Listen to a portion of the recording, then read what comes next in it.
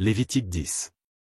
Les fils d'Aaron, Nadab et Abihu, prirent chacun un brasier, y mirent du feu, et posèrent du parfum dessus, ils apportèrent devant l'Éternel du feu étranger, ce qu'il ne leur avait point ordonné.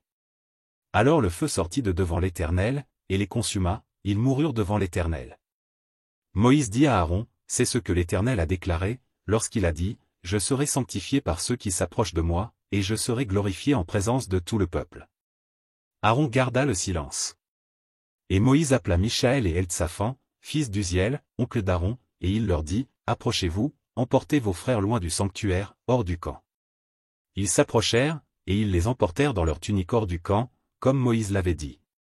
Moïse dit à Aaron, à Éléazar et à Ithamar, fils d'Aaron, vous ne découvrirez point vos têtes, et vous ne déchirerez point vos vêtements, de peur que vous ne mouriez, et que l'Éternel ne s'irrite contre toute l'assemblée. Laissez vos frères, toute la maison d'Israël, pleurer sur l'embrasement que l'Éternel a allumé. Vous ne sortirez point de l'entrée de la tente d'assignation, de peur que vous ne mouriez, car l'huile de l'onction de l'Éternel est sur vous. Ils firent ce que Moïse avait dit. L'Éternel parla à Aaron, et dit.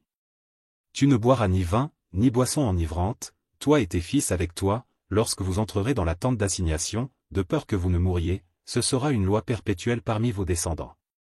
Afin que vous puissiez distinguer ce qui est saint de ce qui est profane, ce qui est impur de ce qui est pur.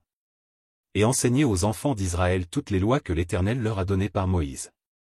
Moïse dit à Aaron, à Éléazar et à Ithamar, les deux fils qui restaient à Aaron, prenez ce qui reste de l'offrande parmi les sacrifices consumés par le feu devant l'Éternel, et mangez le sang levain près de l'autel, car c'est une chose très sainte.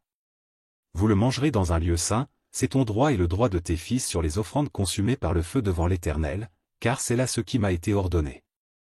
Vous mangerez aussi dans un lieu pur, toi, tes fils et tes filles avec toi, la poitrine qu'on a agitée de côté et d'autre et l'épaule qui a été présentée par élévation, car elles vous sont données, comme ton droit et le droit de tes fils, dans les sacrifices d'action de grâce des enfants d'Israël. Ils apporteront, avec les graisses destinées à être consumées par le feu, l'épaule que l'on présente par élévation et la poitrine que l'on agite de côté et d'autre devant l'Éternel, elles seront pour toi et pour tes fils avec toi, par une loi perpétuelle, comme l'Éternel l'a ordonné. Moïse chercha le bouc expiatoire, et voici, il avait été brûlé. Alors il s'irrita contre Éléazar et Ithamar, les fils qui restaient à Aaron, et il dit. Pourquoi n'avez-vous pas mangé la victime expiatoire dans le lieu saint? C'est une chose très sainte, et l'Éternel vous l'a donnée, afin que vous portiez l'iniquité de l'assemblée, afin que vous fassiez pour elle l'expiation devant l'Éternel. Voici, le sang de la victime n'a point été porté dans l'intérieur du sanctuaire, vous deviez la manger dans le sanctuaire, comme cela m'avait été ordonné.